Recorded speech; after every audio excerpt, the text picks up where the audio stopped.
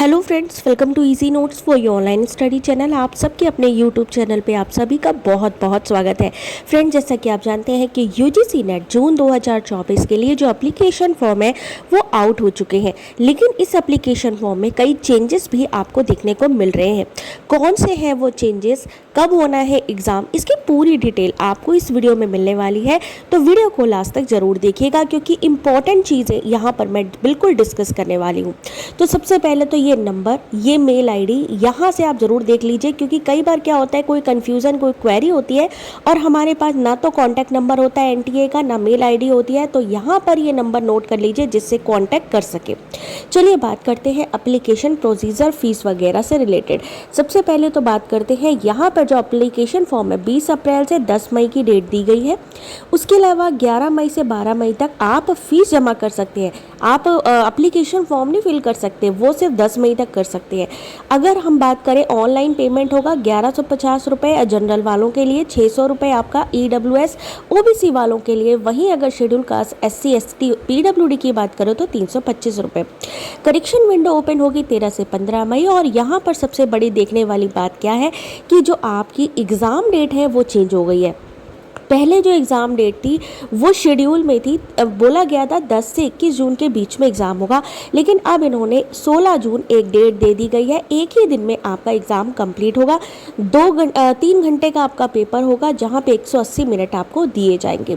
याद रखिए, जो भी कैटेगरी से आप आते हैं उसका सर्टिफिकेट आपके पास होना चाहिए, क्योंकि कैटेगरी का सर्टिफिकेट आपको अपना एप्लीकेशन फॉर्म में लगाने के लिए कहा जा सकता है।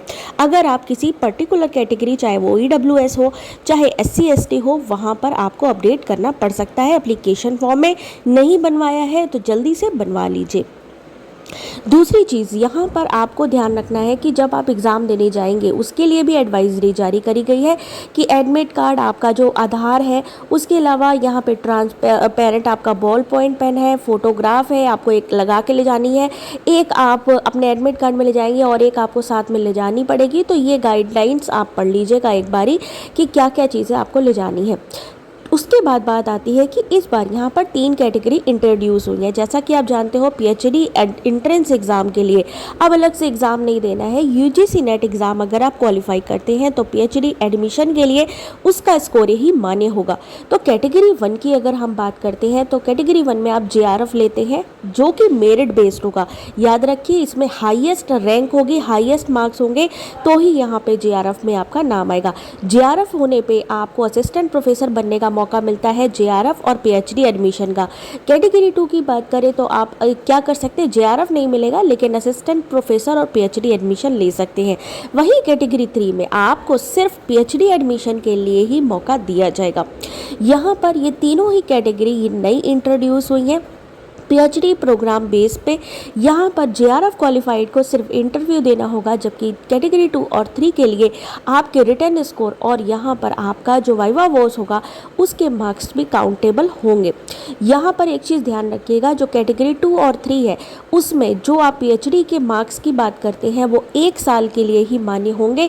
इसलिए कोशिश ये करिए कि जल्दी से जल्दी अपना पोस्ट ग्रेजुएट कंप्लीट करके यहाँ पर अप्लाई करें और जल्दी से ही पीएचडी एडमिशन ले लें अगर आप पीएचडी या रिसर्च की फील्ड पे जाना चाहते हैं। एक चेंज और हुआ है, वो है ये कि कंप्यूटर बेस्ड एग्जाम की जगह ओएमआर बेस्ड यानी ऑफलाइन एग्जाम होने वाला है। पेपर 1 में 50 क्वेश्चन, पेपर 2 में आपके 100 क्वेश्चन, जो कि पर क्वेश्चन 2 मार्क्स का होगा। यहाँ पे एमसीक्यू बेस्ड क्वेश्चन होंगे। 3 घंटे का पेपर है, कोई गैप नहीं है बीच में। जनरल अवेयरनेस के question, divergent thinking, reasoning ability, reading comprehension से संबंधित। और दूसरा पेपर आपका सब्जेक्टिव होगा, जो आपने पोस्ट ग्रेजुएशन में लिया होगा, और वही सब्जेक्ट आपको पीएचडी के लिए भी मान्य होगा।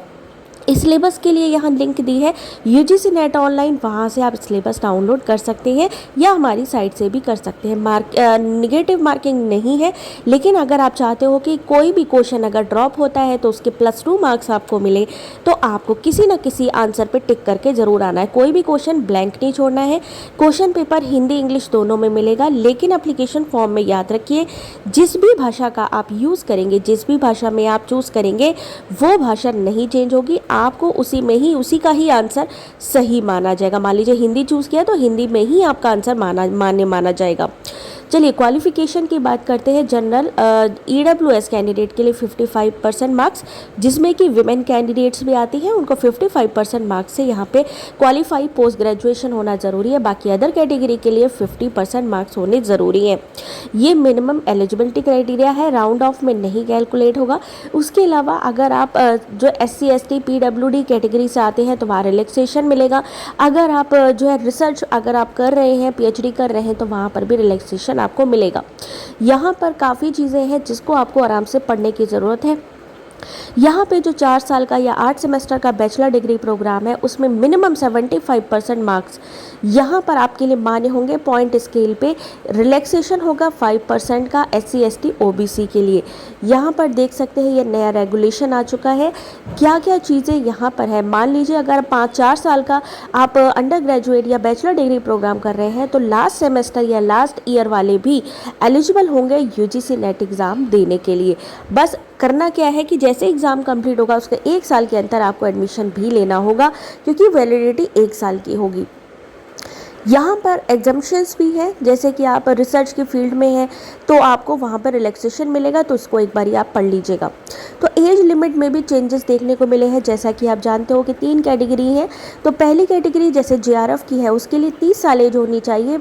First day of the month, यानी जून में एग्ज़ाम होना है तो जून के फर्स्ट डे यानी 1 जून को आपकी एज 30 साल से ज़्यादा नहीं होनी चाहिए।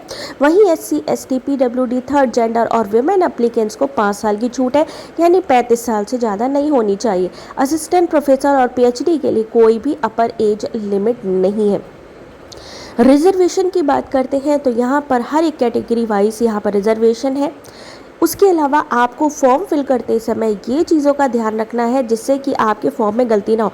कई बार लोग स्पेलिंग मिस्टेक कर देते हैं या डिग्री में मार्क्स गलत लिख देते हैं या कॉलेज का नाम गलत लिख देते हैं, तो याद रखिए इनका ध्यान रखना है। देख सकते हैं सर्टिफिकेट यहाँ पे इन्होंने साफ बोला है EWS certificate, PW certificate if applicable, यानी अगर आप उस चीज़ के लिए अप्लाई कर रहे हैं तो आपको वहाँ पर लगाना पड़ सकता है।